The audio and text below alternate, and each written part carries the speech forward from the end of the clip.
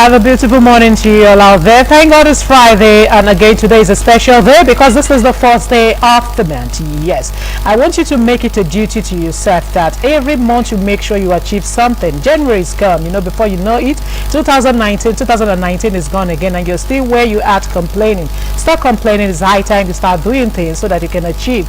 Make it a point of duty every month to achieve something. Today is February 1st. Thank God that we're all alive to see this new month.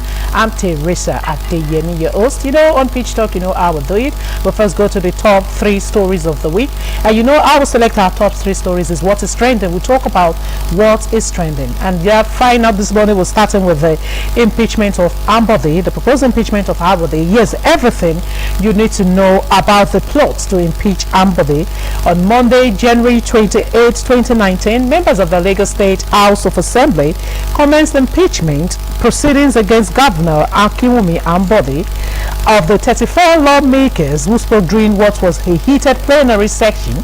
28 called for Ambode's impeachment, with 6 of them asking the governor to tender his resignation. The lawmakers are furious with Ambode because, according to them, he has been spending monies from the 2019 budget proposal, even though said budget has not been formally presented before lawmakers by the governor, even though the said budget is not yet law. The lawmakers expressed their intention to impeach Ambode through a voice vote, and because Ambode dispatched the 2019 budget to state lawmakers in December of 2018, state lawmakers said he should have brought the budget to the floor of the House himself and presented same before them, instead of sending aides to submit the budget proposal on his behalf.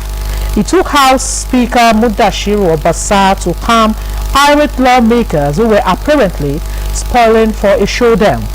Obasa pleaded with his colleagues to give Ambode some time to correct himself. The Speaker said the Attorney General, Finance Commission, and Commissioner for Budget and Economic Planning that ought to have advised the governor did not do so.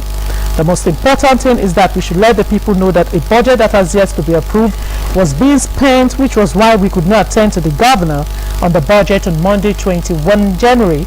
We must give them a fair hearing to come and explain what happened. The point has been made that there must be something before the House before you can commence expenditure.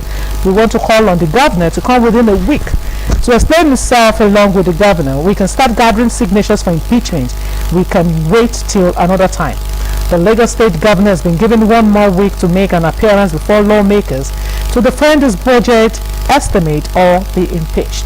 Ambode fell out with lawmakers after the House endorsed the APC governorship candidate of Mr. Babajide Sanwo-Olu, who went on to beat Ambode during the primary election of October 2, 2018, and Lagos APC lawmakers, like other APC chieftains across Lagos, can't. I don't even want to go there. There is insinuation in Lagos APC circles that Ambode has become the enemy within. APC faithful have cited the violence that broke out of the Lagos APC governorship campaign flag off in January 8, 2019, where Ambode appeared to continue with his speech even though mayhem was playing on. So that's all you need to know about, in case you don't understand what is happening with Ambode's impeachment, because some people are just out there, they just say what they don't know. At times when you are in the middle of people that are talking politics, you just get irritated because they don't really know what is happening. That is why on Pitch Talk, I've deemed it fit that whatever that is happening that is trending, I will always give you all the clues, all you need to know about it. Now let's talk about the CJN. Walter Onohen. I tell you, appeal court rejects Onohen request to stop trial. Yes, the Court of Appeal has dismissed a request brought by suspended Chief Justice of Nigeria, Walter Onohen, for a stay of proceedings in his trial at the Code of Conduct Tribunal. The court in a ruling on Wednesday said the request brought by Mr. Onohen was brought in a vacuum without the proper backing of legal provisions why it should have been granted. According to the appellate court, Mr. Onohen lawyers had argued that the application was brought because the tribunal on January 14 refused to entertain their request, challenging the jurisdiction of the court with other motions before proceeding with the main trial. The court, however, read through the words used during the January 14 adjournment of the tribunal, wherein the CCT stated January 22 for hearing of motions in the matter. Matter is hereby adjourned to Tuesday's motion to be taken, said Justice Abdullah Boki while reading through the tribunal's ruling on January 14. The above stated decision is an adjournment for motions filed by the two parties, the appeal court ruled. A court has inherent jurisdiction to grant stay of proceedings where it is satisfied that enough evidence has been given for such, said Mr. Aboki, who read the ruling with 2 other judges. Order for stay cannot be made in vacuum. It's a matter of law and fact, the court ruled. The court therefore decided that the application for stay of proceedings will not be granted and subsequently refused it. The ruling implies that the CCT cannot proceed with the trial of the Chief Justice for alleged false assets declaration. The CCT had postponed their trial based on last week's directive of the appeal courts. That's all you need to know about that trial as well. I'll always update you, trust me, because anything that got to do with a little bit of gossip, I'm always interested. Alright, now yes, there's this story. This story is so very touching. This story made the top 3 stories of the week. This is not politics, but this is just heartless. I'll call it heartless. A 56-year-old London returnee hotel owner and her manager drugged, tied and murdered in Lagos. This is just so heartless. How will I say it? These people are so callous, they're so wicked, they're so heartless. I don't even know the right word to use. How can you, the owner of Esteshol Hotel and Suite, located on Bodland Street in Ojodu Bega area of Lagos, so close to us here, Mrs. Bimbo Lushola and the manager Tuji Omikole have been murdered. They have been murdered. And I'm telling you, according to some sources, according to what people are saying, like what Punch Metro gathered, that the deceased were drugged, tied up and strangled by a gang that included,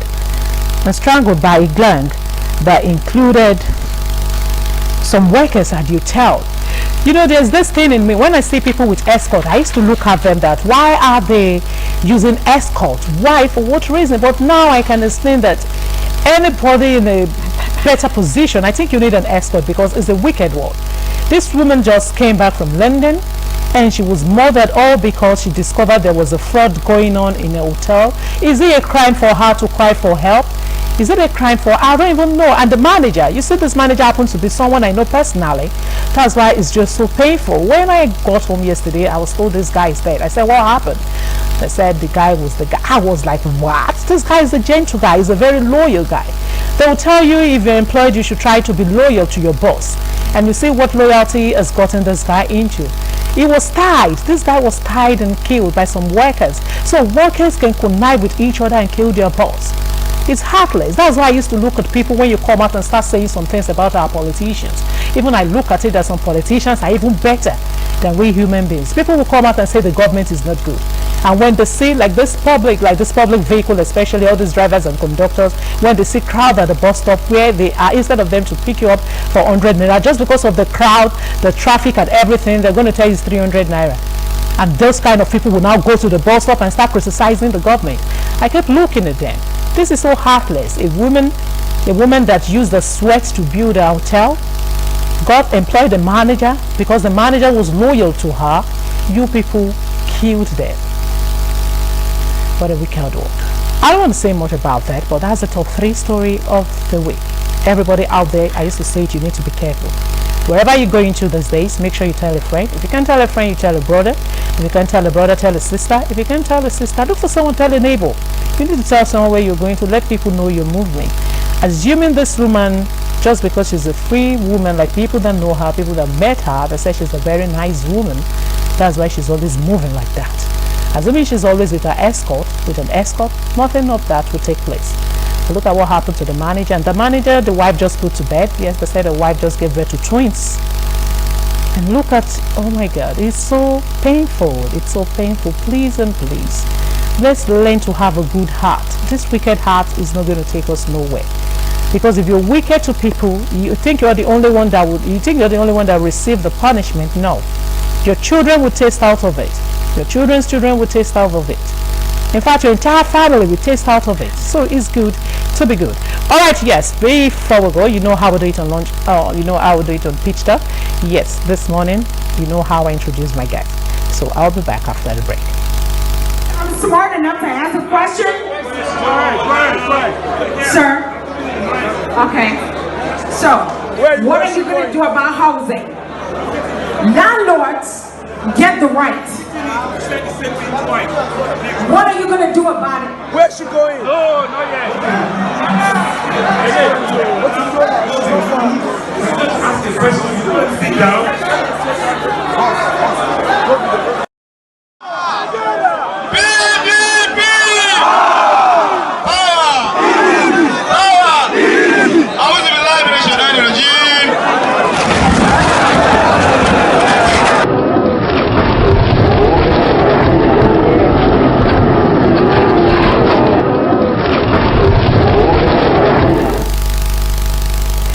Welcome back. That's the video of the week. Yes, it's not as if what people are saying. Those people, I know they are not really injured, but I just want to use this opportunity to advise people that if you're mounting a stage, you have to know the weight of the stage.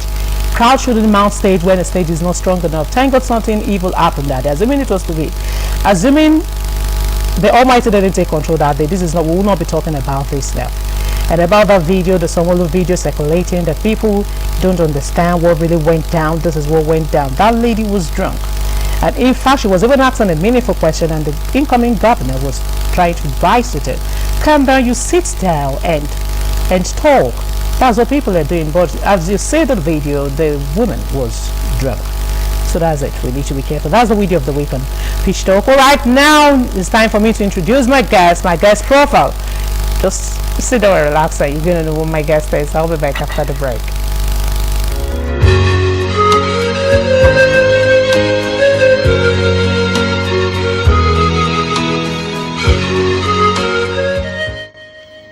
Our guest today on Pitch Talk is Abimbola SHOKUNBI.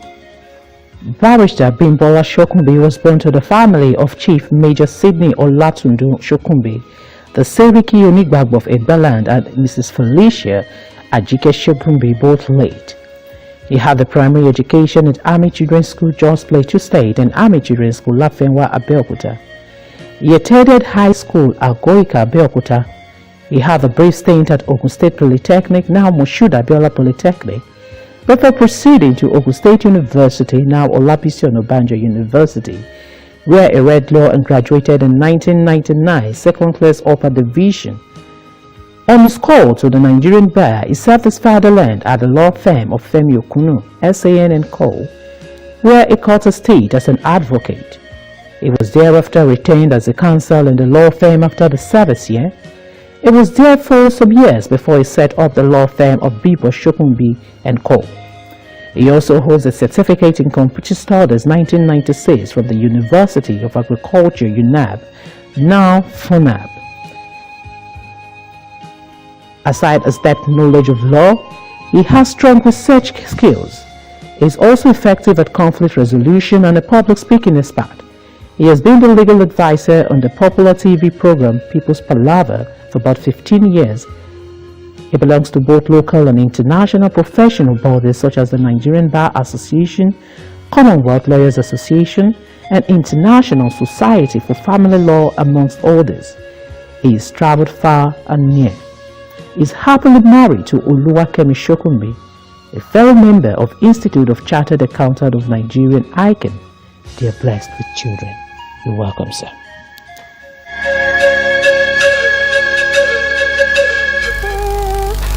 Alright, you're welcome back. I know you can't really get the gist, so I'm smiling. Alright, welcome back, sir. Thank you very much. It's so good to have you. Thanks for having me around. Alright. You know, with all these up and downs in our country, with all the political talks, before we go to some political speech about some incoming, some candidates, some like the presidential candidate like Atiku Abubakar, we're still going into it, and we're still going to go into that. But I wanted to start with Chief Justice of Nigeria, CJN.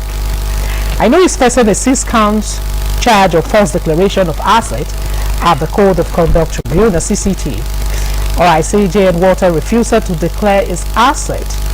Does it warrant a suspension, or is there a foul play in it? I don't understand. People are crying foul. Some people are crying foul, while some people are just saying it's right. Is there no more thing to do? Thank you very much.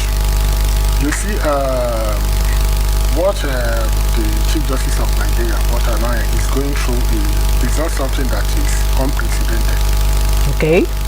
The only thing that has made it to be remarkable is the fact that the Chief Justice is involved. There have been instances that justices have been tried. Oh. Yes. Or removed. I can remember the Chief Justice and the Chief Judge of Abia State was removed at the time. Okay. And a judge, a particular judge, very recently in Osun State was also removed based on the recommendation of the NJC. But be that as it may, you see, initially when I heard that the Chief Justice of Nigeria will be arraigned before the Code of Conduct Tribunal and things like that, the first thing I heard was that there were lodgements, foreign domiciliary accounts and things like that. And my position was the law has not said because you're a public office holder, you cannot have a domiciliary account. What it says is foreign account. An account in a foreign country. So there are two different things. But be that as it may, eventually I now realize that the issue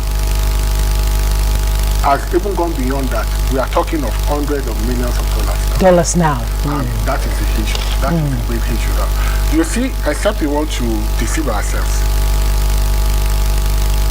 the Chief Justice of Nigeria cannot be said to have, that could have earned that sum probably in the course of his employment, except we want to deceive ourselves.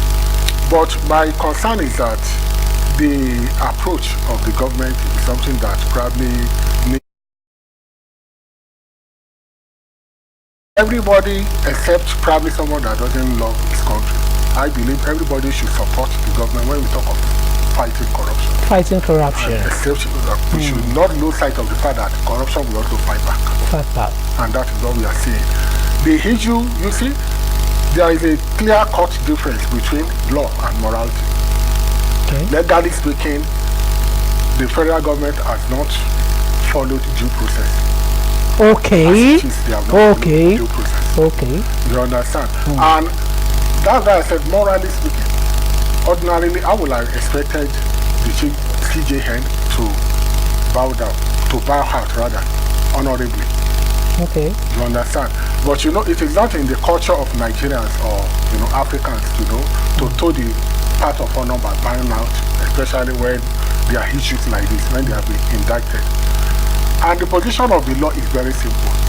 Section 36(5) says anybody that is accused of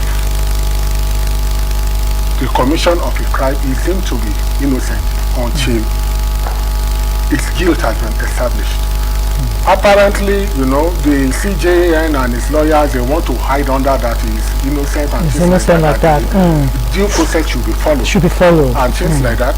But when you look at the amount that we are made to understand, because I've not seen a statement of account. So, and anything can happen here. You and I know that anything can happen in Nigeria. But from what we have been made to understand, that is involved, the amount that is involved, I think if it is indeed true that such an amount was found in his account, then it might even go beyond, and that's what the federal government is trying to say, that this is beyond lapses as a judicial officer. They are looking at it that for him to, he needs to make some explanation how he came about such huge amount. And it might be probably, compromise here and there and things like that. That is where the federal government is looking at it. But the fact remains that the CJN, as a defendant now, is still an innocent man as far as our law is concerned. I said there is a clear-cut demarcation between law and morality. Legally speaking, I think the Code of Conduct Bureau and the Tribunal, they should be allowed to do their bit. But now, technically speaking, being the Chief Justice of Nigeria, the National Judicial Council, the NJC, must be involved. They must be involved, one. And secondly, before you can say you want to remove, there should be two-third concurrence of the Senate. The Senate that we have now, you and I know that Mr. President can never get the two-third concurrence for them to now, say the CJN should be removed.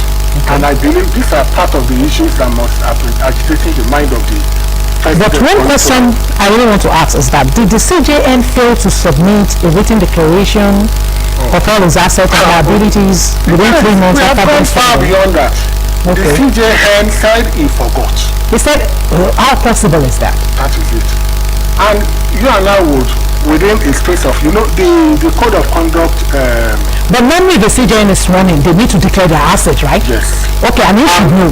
And if you're a public officer, okay, you must, number one, declare your asset immediately you come into office. You come into office. You must also do so every 4 years.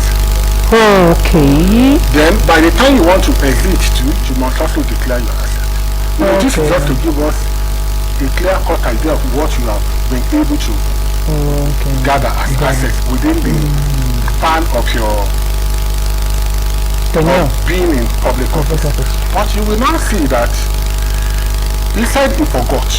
That he has said that he came out to say he forgot. And ideally, one thing we should not forget is that the Code of Conduct Tribunal will not convict him. The punishment they can melt out are just 3. Number 1, they can tell him to vacate office. Okay. Number 2, they can ban him from holding public office. Then number 3, they can order that what was not declared as asset be confiscated or be forfeited to the government. To the government. You understand? Okay. So when you look at the case now, the fact that the federal government rushed to the Code of Conduct Tribunal without following due process, because there is no doubt about that, due process has not been followed. Being a judicial officer, I think the National Judicial Council should have been involved. They will have, made their recommendation to the president. The president will have sent the recommendation to the Senate, and if he succeeds in having to third majority that are in support, that it's as simple as that. All right. But in this case, I think what the government did was that they now succeeded in putting the cart before the horse. Okay, but and that is why we are where we are now.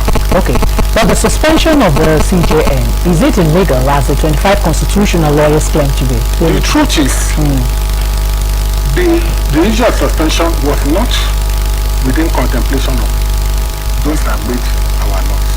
So it's illegal? It is just, they only talked about appointment and suspension, and removal. Okay.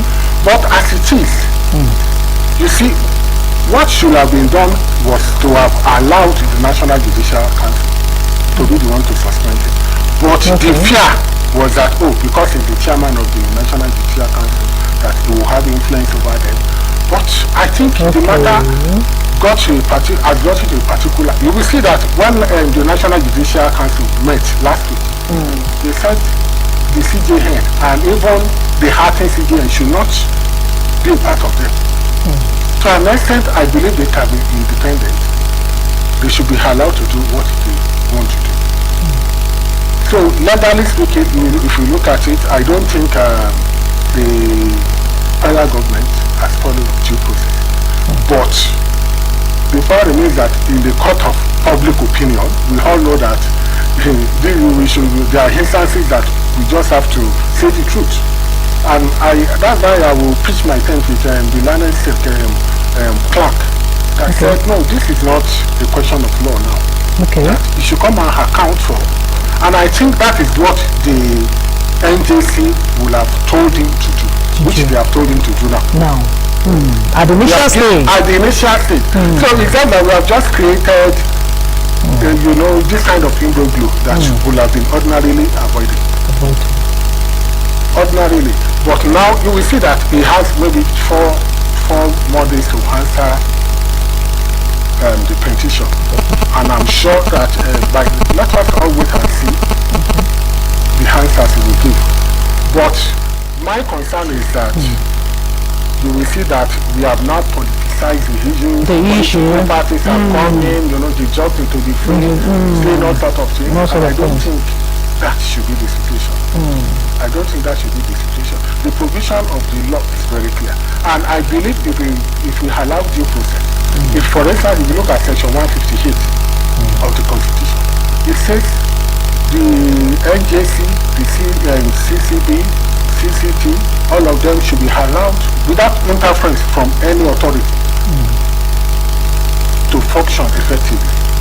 But in this case, we have even preempted the NJC that, then the chairman, that, nothing will come out of it. And I think that was not a tidy arrangement. And that is why we have found ourselves where we are today. Ordinarily, we should allow due process, and definitely, I believe at the end of the day, there is no way the CJN will not go. There is no way. All right, now from your own perspective, do you think the CJN is guilty of the crime leveled against him? Well, from your own perspective, as far as the law is concerned, he is innocent. He's innocent? Yes, that is one. Okay. And number two, until we hear from the NJC, I believe, they just took him to court, they charged him to court, and he started raising technical, points. The tribunal does not have jurisdiction and things like that. And I think, ordinarily, they should have allowed him to say his own side of the story. It was as if, everything was just appearing. We have caught a chief, and if care is not taken, we have not followed the due process. That is why we are having all this kind of confusion. But if you want to know my view is that, like I said with Bilanesik clock, I think that and which will definitely happen now, there might be the need to just explain how it came about millions of dollars, if indeed millions of dollars are fixed into his account.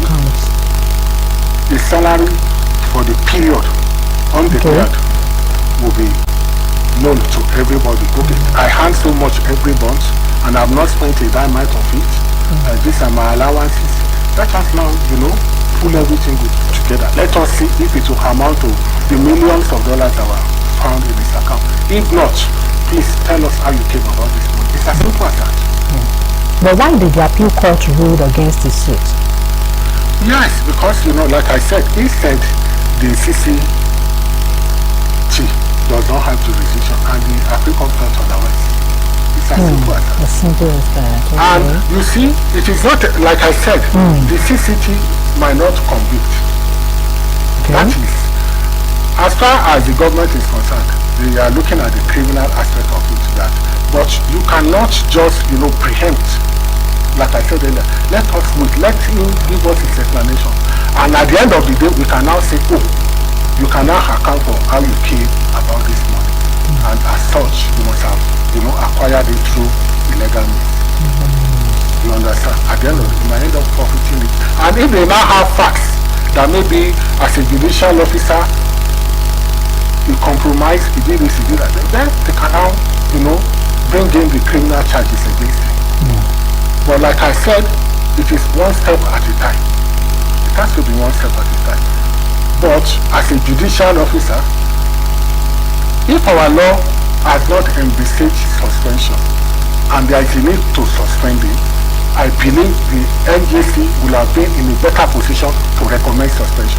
Okay. That is why people are crying, foul now. That the president doesn't have the power to do that. I was still coming to that question. Omega, can he be suspended? Can Omega be removed by the president?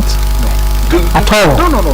It cannot be unilaterally removed by the president. See, we have sight of the fact that we are in a democracy and we have checks and balances.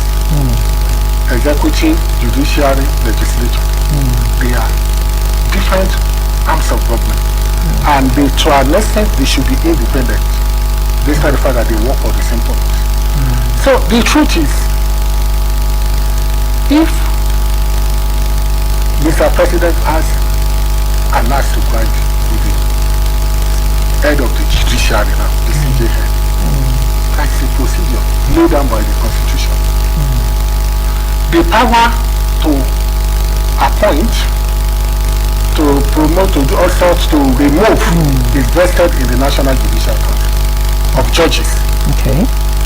So if there is anything that the president has against the CJN, it is better presented to the National Judicial Council. Okay. The National Judicial Council, they have the power to hire, to do this, to do that, to remove. Despite the fact that it was not within the anticipation of the law that there might be need to suspend. If they now think, we need to suspend, this particular, of course they have the power to do that. But not that the head of the executive will now say, I have suspended head of the judiciary. Can the president suspend head of the legislature, which is the Senate president? He cannot. We cannot. If the Senate think, oh, we cannot stomach this Senate president anymore, it is for them to now remove him. I don't know if you understand what I understand. So there I understand. are Now I can get a better picture. arms of the government. You cannot just say, I want to suspend this. You can remember there were all sorts of rumors that the federal government wanted Dr. Saraki removed as the Senate president. But they didn't have that kind of clout in the Senate to do it. You understand? And if Mr. President wants the CJA removed too, I strongly doubt if they can have that kind of two-third majority to remove it with the type of Senate, with the type of lawmakers we have. That is the issue. So for him to have unilaterally suspended the CJA, I believe will just cause unnecessary chaos. Thank you, Barrister. All right, let's take this break to check out the joke of the week, and we'll be back. Go nowhere.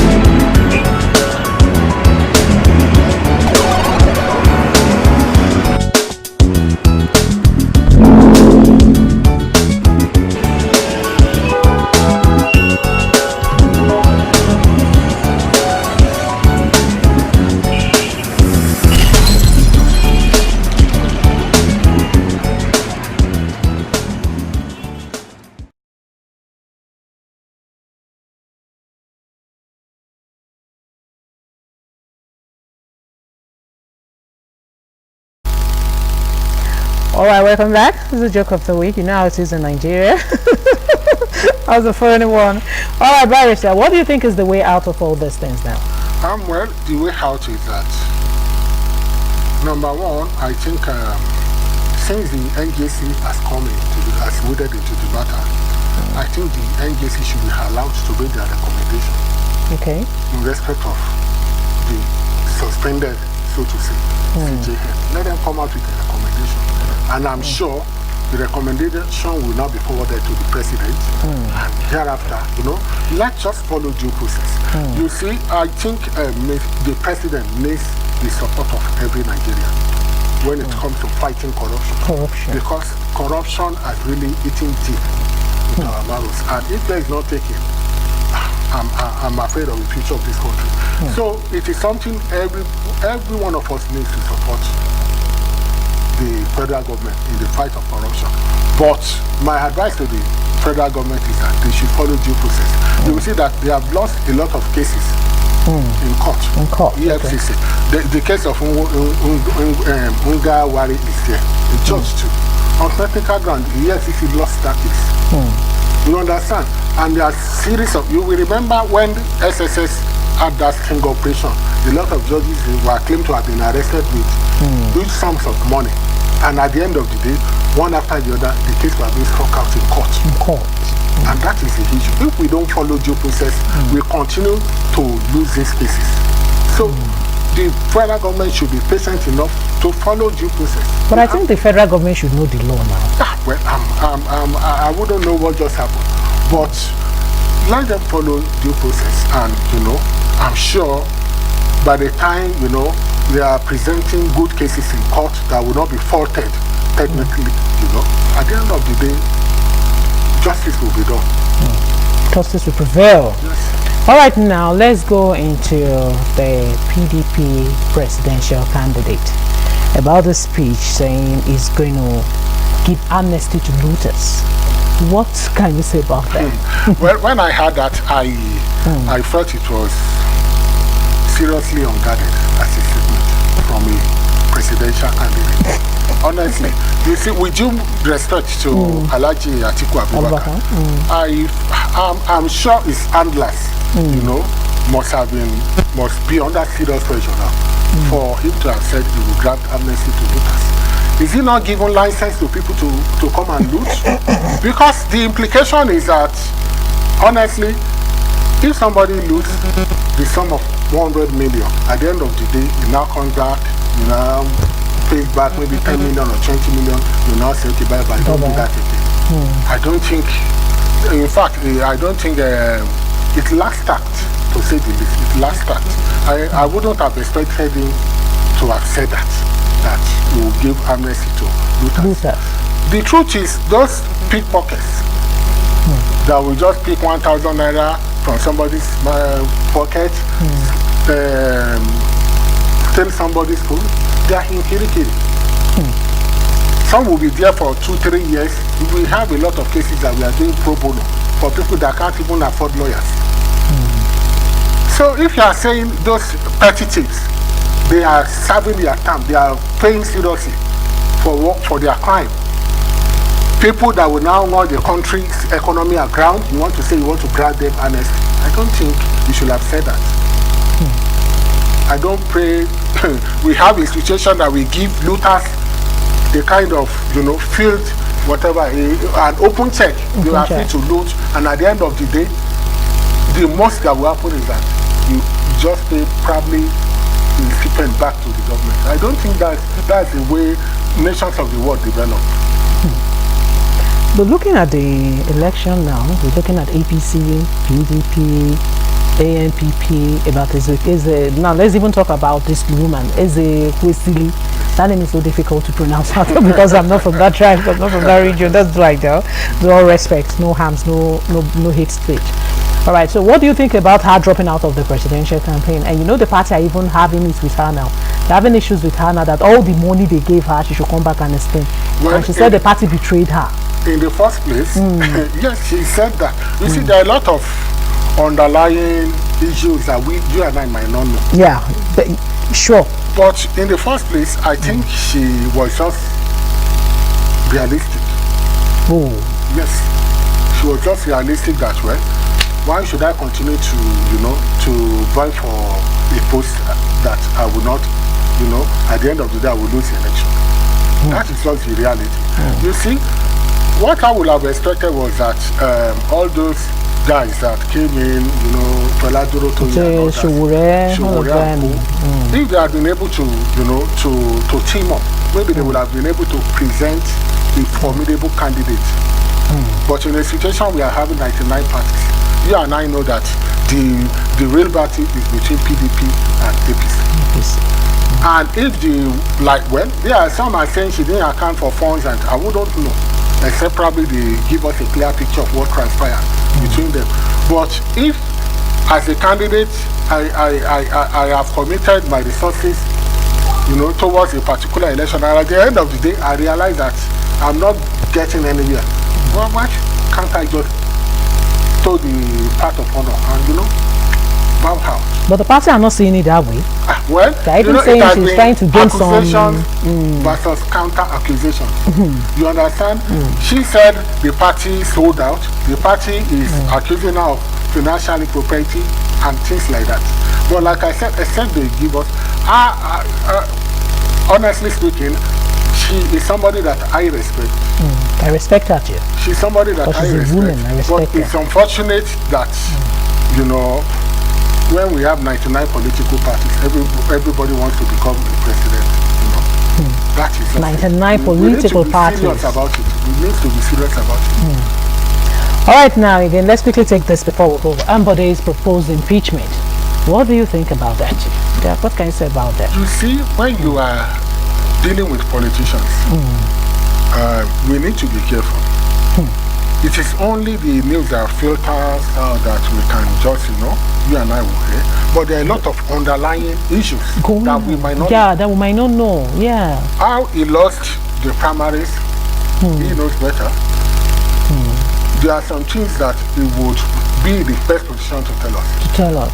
Those that said, no, we don't want you to now be in the best position to tell us the reason. The reason. No, we have had enough of you.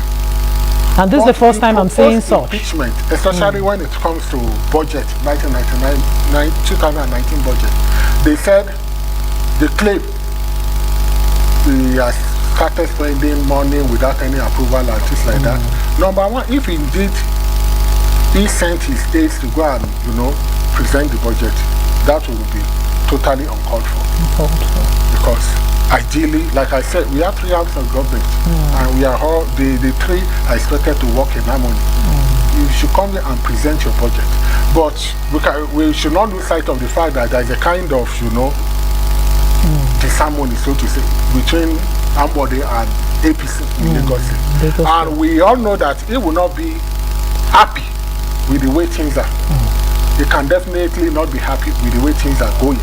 But even at that, I would not expect that probably as a way of protest or for reasons best known to him, he will now send his aides to go and drop the budget at the state assembly. It's never done. It's not proper. And aside that, the allegation that he has started spending some money without approval, without the budget being passed into law and things like that. Well, with the little I know, as far as that is concerned, I know that a quarter of the previous project, pending the approval of the budget, it can still, you know, spend. But what was the basis for the budget not being approved? Was it a deliberate ploy? There could be instances that there will be genuine reasons that, okay, pending the approval of this budget, of course, governance must continue. He must continue to run his government. But in a situation, there is no good explanation for that. Yes. But I will not, honestly, I will not support his impeachment as it is now, because that will be too many troubles for him within the state of him. And I will also expect that he too needs to do things with tact. Try to do things the right way. You must be diplomatic. You can't just say you want to do things like that. No. There are rules. Yes, there are rules. Yeah. How many people do we have in the state assembly? Almost 30 people. All of them cannot just, you understand? Yes, cannot be against you. Yeah. If you're having 30 people and none of them is, you know, saying something to favor you, then you need to check yourself as a governor. Well, however, Marissa, it's time for us to go. We don't really have much time left. Time is not that. Time is on time. In fact, time was a friend of ours today, actually. All right, Barrister, so I want you to say one last word to people out there. At least this election is around the corner. I want you to advise people on what to do, please. Well, I want to advise Nigerians that as in a couple of weeks we'll be you know, having our elections. Number one is that let us try and vote for our future. Vote according to your conscience. And for those that have the tendencies to be used as thugs, I do not believe any candidate is worth spilling your blood for. So I will advise parents to keep watch on your children.